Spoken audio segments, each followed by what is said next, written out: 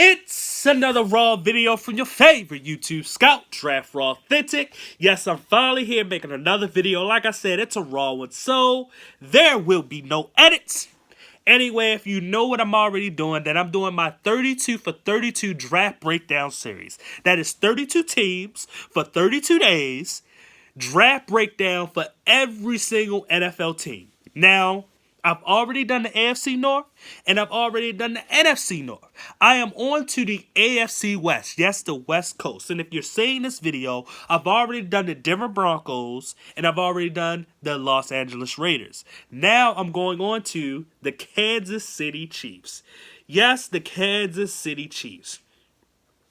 So let's just get into it. Now, I believe that the Chiefs had to trade up or trade. Yeah, I think they had to trade up for like their first two picks and stuff like that. So overall, they only have 6 picks in that draft. And their first pick obviously wasn't a first round pick because of the Patrick Mahomes trade. So their first pick was in the second round, and that was defensive end / tackle Breeland Speaks. Now, Breeland is a guy that I would say was one of the more natural looking 5 techniques in this draft. And because of the Chiefs running 3-4, it makes sense to pick a guy like him. The problem that I have with Breeland is immaturity. There was a game where he did some stupid things where it showed a lot of immaturity. Actually, I believe it was 2 games where I could see the immaturity in him, and I had to hold up. What is wrong with you? To the point where when I see the immaturity on the field, I don't care, off the field, people can change and stuff, but on the field is very concerning. When I see that, I can't give you a second round grade. I just can't. His talent is second round grade, but it would drop you down. And so I questioned the pick a little bit because of that. But I can say that this guy is a productive player. You just have to worry about, will he keep his head on straight? They just got rid of Marcus Peters, who couldn't keep his head on straight on the field some of the times. And the Travis Kelce situations, I love Travis Kelce. But the whole flag throwing, Travis Kelce did it. Then the next year you got Marcus Peters doing it. It's like, what are these guys doing? So I have to question that a little bit. Why are the Chiefs still picking guys like that could cause your teams to have not personal fouls, but you know what I mean? Yeah, personal foul penalties. There's personal fouls, right? If it's not called, I forgot what it's called. I'm sorry. But please correct me on that. Yeah, please correct me on that. But anyway, just getting into the next pick. Derek Nnadi. Now, Derek Nnadi is a good, solid player. He has, some pass rushing ability as a defensive tackle. He's definitely more of a run stuffer defensive tackle. But the one thing that I can say, I'm going to say one thing, but the many things that I like about, I can look at both of these picks for the Chiefs is that you got guys that are productive. And when I mean productive, not just production that they put out, but I'm talking about high energy. I'm talking about high motors. I'm talking about guys that it seems like they're playing their last play. Guys that have that never give up attitude. I love seeing effort out of defensive players. I love seeing it because if you don't get the sacks or the tackles or the interceptions or whatever, at least you're showing the effort to try to make plays and try to be good, but you're using smart effort. And that's what I see for both players. So overall, I think the Chiefs' first two picks were really good picks for them.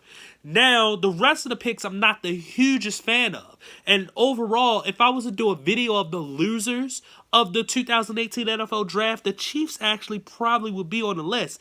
And it has nothing to do with their first 2 picks. It has to do with the rest of the picks. Now, Dorian O'Donnell from Clemson to me, he looked like a safety. When they drafted him, it said linebacker. So I don't know if maybe they're going to be switching him back to try to be a safety. Probably, I don't know if that's a good choice, but it's a little weird to me because if you're going to put him in a 3-4, I know that they're probably going to try to use him as like a Deion Buchanan, but I think his skill set doesn't fit a linebacker to 3-4. I think he fits a 4-3 outside linebacker to that where he can double as like a nickel corner safety type of dude. And so I question, why did they pick him? Because he's under 220 pounds. He can get a little bit bigger, put on some more weight, but what direction is this team going in when you pick a guy like him where there was probably some other better players that was on the board that could replace a guy like a Derek Johnson. Josie Jewell may not be, or Micah Kaiser may not be the best I'm about to say pass rushers, I'm sorry, but maybe not the pass coverage type of linebackers, but what they give you is still what you're looking for in a linebacker in terms of instincts and tackling ability and being able to actually shoot gaps and get after the quarterback as well. So I'm not understanding the Dorian O'Daniel pick. I can say Dorian O'Daniel is not a bad player. I like Dorian O'Daniel, but the problem is that how are they going to use him on the Kansas City Chiefs defense? That's the question I have. That's why I say the rest of these picks I'm a little, I don't know. Then they chose Armani Watts in the 4th round. Armani Watts, the safety. He's a guy that I don't know. Like, I don't think he plays with fundamentals. And that's just what I see. I don't see the fundamental. I see a guy that goes for the big hit. I see a guy that gets interceptions off of, like, you know, just kind of being there and not actually forcing to get the interception. And not every player is going to, especially safeties, are going to force to get the interception. But I don't know if this guy is going to be special in the NFL, if you know what I mean. That's why the Dorian O'Daniel pick, when I said safety, it's like questioning, because if he is a linebacker, because you're picking Armani Watts, safety, and not a corner. You know what I mean? I think they need a corner, but you picking Armani Watts, and it's just like, I'm just not sure about this pick in general. I don't know. I'm just not a huge fan of him. He's a guy that I'm just not sure about if he's going to be good, and I think he actually will bust in the NFL. But that's just my opinion. That's why I'm not a fan of the rest of these picks. After that, they did chose a corner and Tremont Smith for Central Arkansas. I can say this. I use 2 different draft websites where I get names of guys that I look at, and I spent months looking at different players.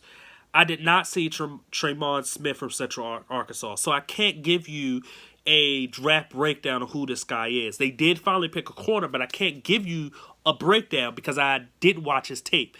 And before I made this video, you know, I haven't been watching any more tape afterwards because, you know, when you watch so many players, it's so many videos, so much time in your life, you kind of just want to take a step back and be like, all right, I need to slow down on this. I can't keep on watching prospect after prospect after prospect. So I don't know much about him. So if you can say in a comment, you know, who he is or what you think of him as a player, please do. But I'm not going to sit there and read off of another website of who this player is and then try to give it to you when it's not my opinion. So then in the next pick, they chose Reggie McKenzie. It's the same thing.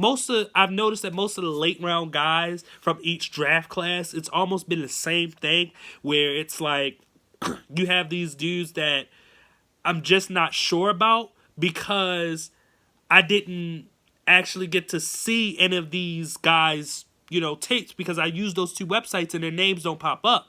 So I'm sorry about that. You know, I apologize that I can't give you more. And maybe that has kind of, you know, turned my opinion into thinking this is not a great draft class.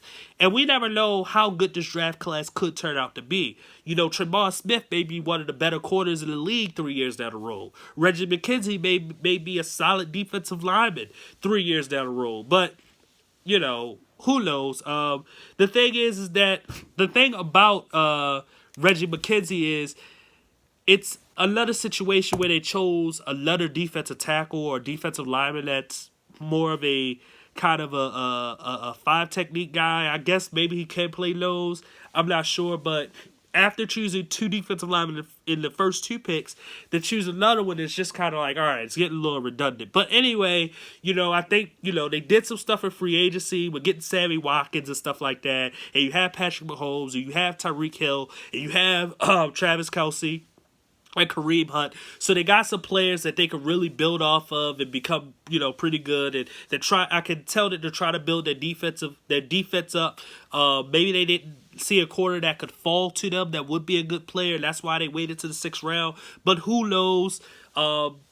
we will see what this draft class turns out to be. Anyway, so if you like this video, you want to see more videos from me, please subscribe. Please hit that like button. If you didn't like what I had to say about the Kansas City Chiefs draft or the players that they drafted or whatever, please comment so we can debate.